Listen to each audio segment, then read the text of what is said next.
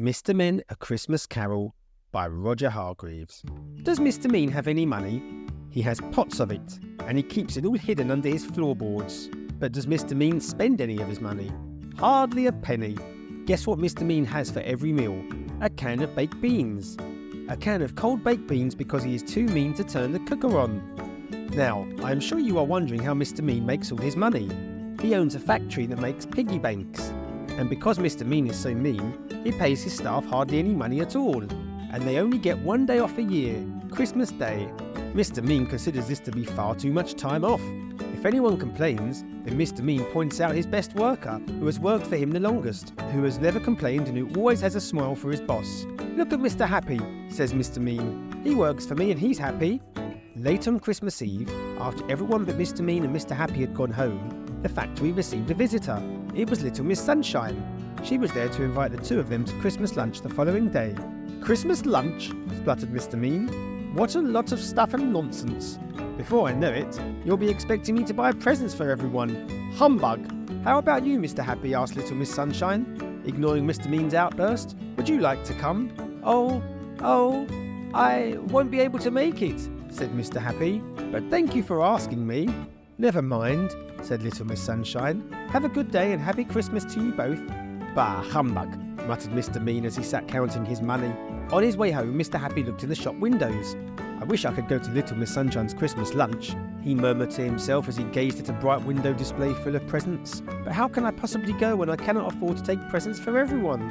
With a heavy sigh, Mr. Happy glumly trudged through the snow. That evening, Mr. Mean only had half a tin of cold baked beans because his factory was going to be closed for a whole day. It was very cold in his house, but rather than light a fire, he went to bed. Mr. Mean counts coins rather than sheep to get himself to sleep. And while he slept, Mr. Mean dreamed a very strange and troubling dream in which he met three people. The first person he met was Mr. Nosy, who showed Mr. Mean what his past Christmas Day had been like. Mr. Mean saw himself sitting all alone, no friends, no presents, no comfortable fire and no Christmas lunch. And then Mr. Mean saw everyone else enjoying themselves. Mr. Mean groaned in his sleep and turned restlessly under his thin blanket. The next person to visit Mr. Mean's dream was little Miss Wise, and she showed him what the present Christmas Day was going to be like. Mr. Mean saw Mr. Happy sitting alone and cold in his house eating a can of cold baked beans, and he doesn't even like baked beans. He was too poor to heat his house and too embarrassed to go to little Miss Sunshine's house without presents for everyone. He was too poor to heat his house and too embarrassed to go to little Miss Sunshine's house without presents for everyone. "He doesn't look very happy, does he?" observed little Miss Wise. "Not so much Mr. Happy, more like Mr. Sad." Mr. Mean moaned in his sleep and clutched his flat pillow. The third person to appear in his dream was little Miss Bossy. She showed Mr. Mean what his future Christmases had in store. A miserable-looking Mr. Happy walked through the town, and as this sad person greeted the person he met in the street, Mr. Mean noticed something. "Everyone is calling him Mr. Sad," exclaims Mr. Mean. "That's because he is," explains little Miss Bossy. "He isn't happy anymore, so now everyone calls him Mr. Sad. And that is all your fault."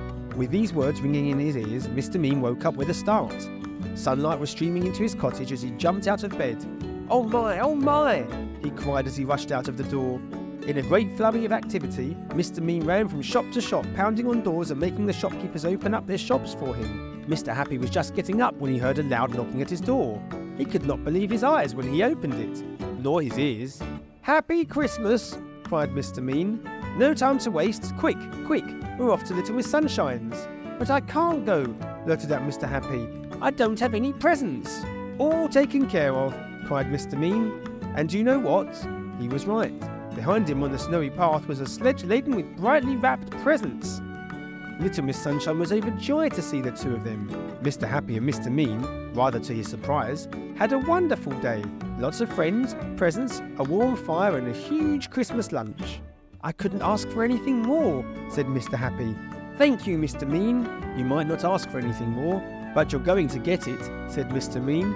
And with this he gave Mr. Happy a present. "It's just something to remember me by." Mr. Happy opened the present. It was a tin of baked beans.